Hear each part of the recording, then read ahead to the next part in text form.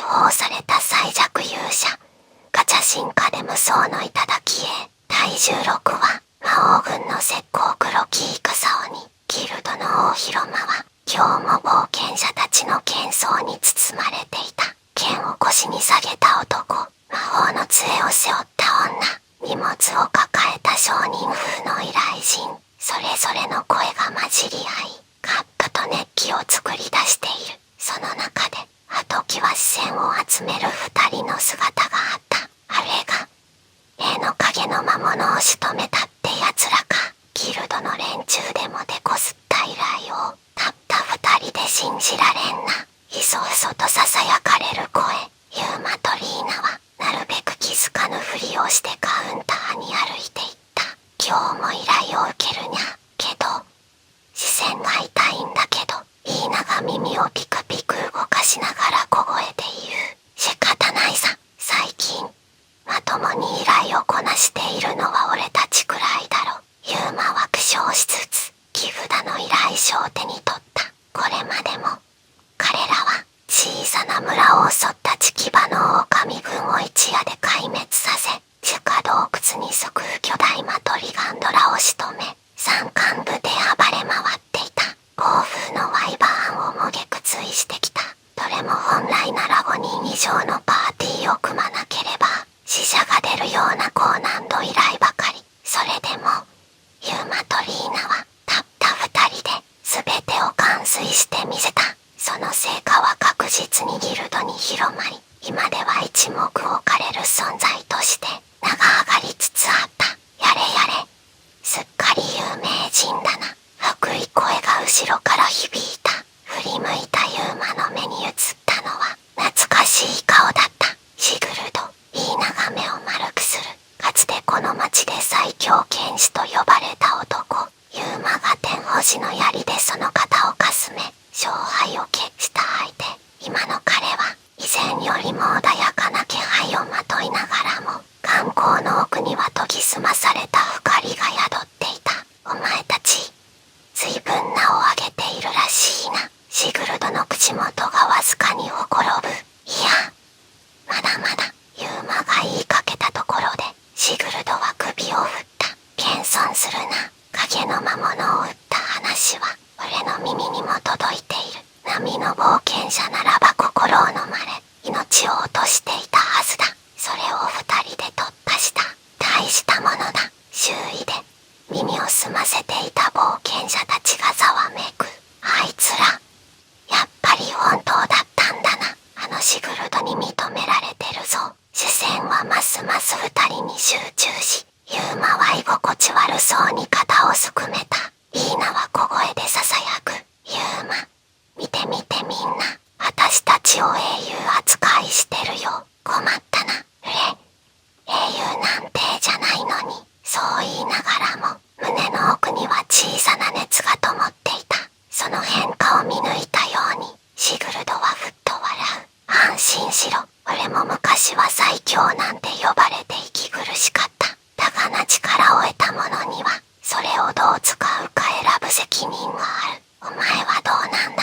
静かな問い。ユーマは答えられなかった。なぜ戦うのか。この進化の力を何のために使うのか。心の中で何度も自問してきた。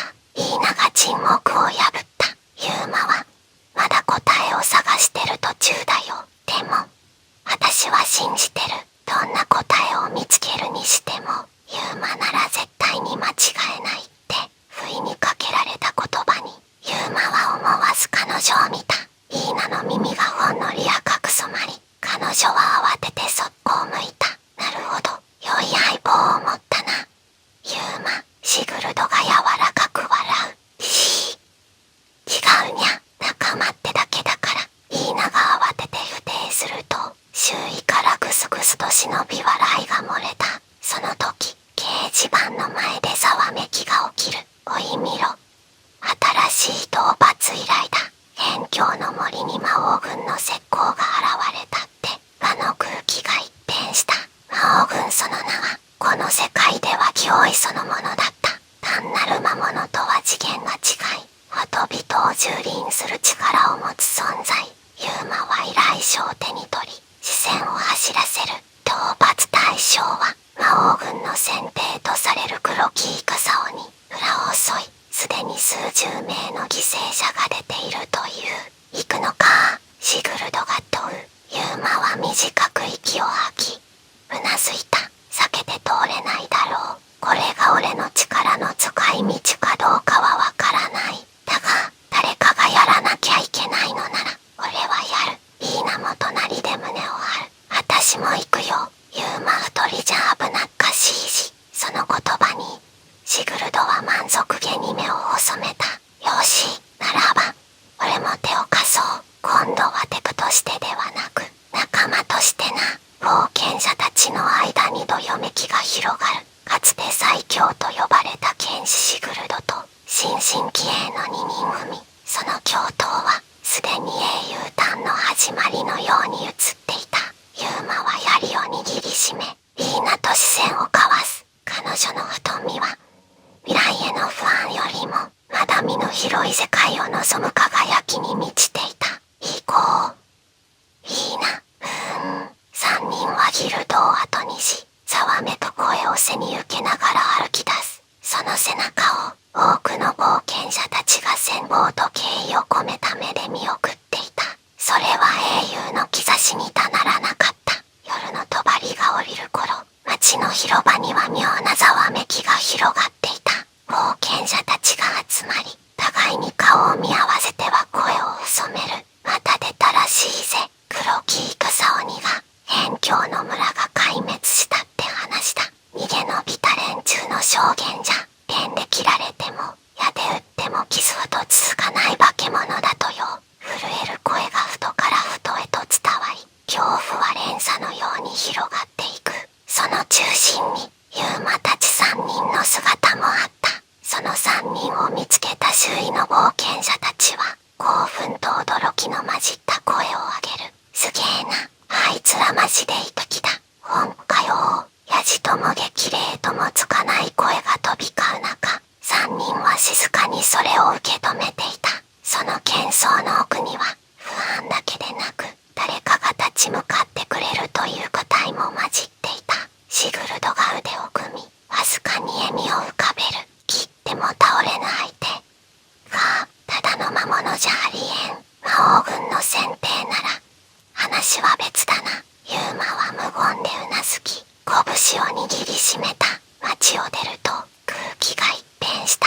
イーナの耳がくくりと動き、周囲を見渡す。空気が重いね。外に出ただけでもう魔物の気配が混ざってる。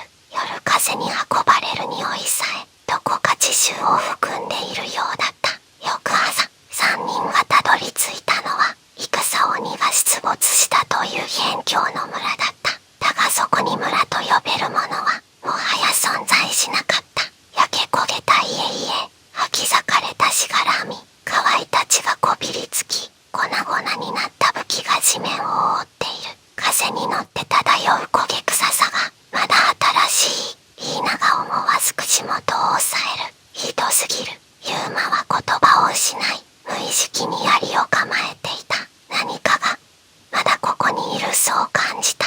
シグルドが片膝をつき、地面をなぞる。これは剣の跡だな。だが深すぎる。人間の力じゃない。風が吹き抜けた瞬間、どこからか吹くいう鳴り声が響いた。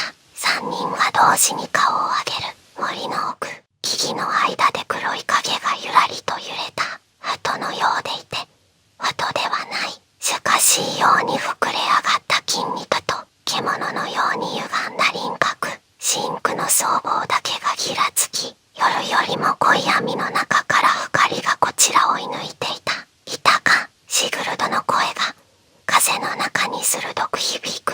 黒木イクサオニ。その名の通り、全身を覆う漆黒の鎧は乾くきらぬ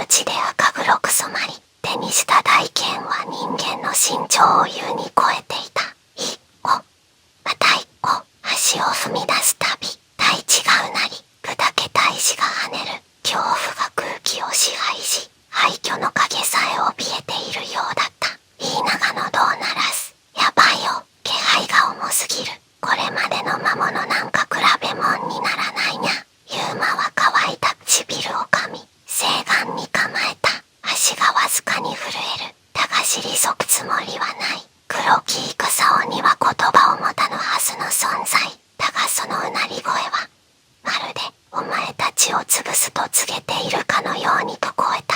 次の瞬間、轟音が大地を叩いた。イカサ鬼が振り下ろした大剣が裏の井戸を一撃で粉砕する。石片が飛び散り、血煙が視界を奪った。ユーマはとっさにリーナの腕を拭き、身を翻す。すれ違いざまに剣風が頬を裂き、熱い血が滲んだ。シグルドが叫ぶ。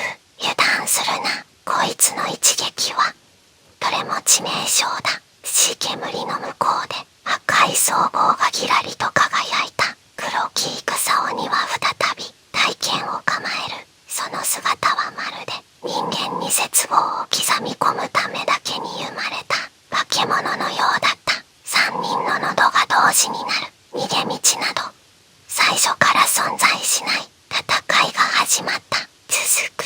次回第17話進化の力。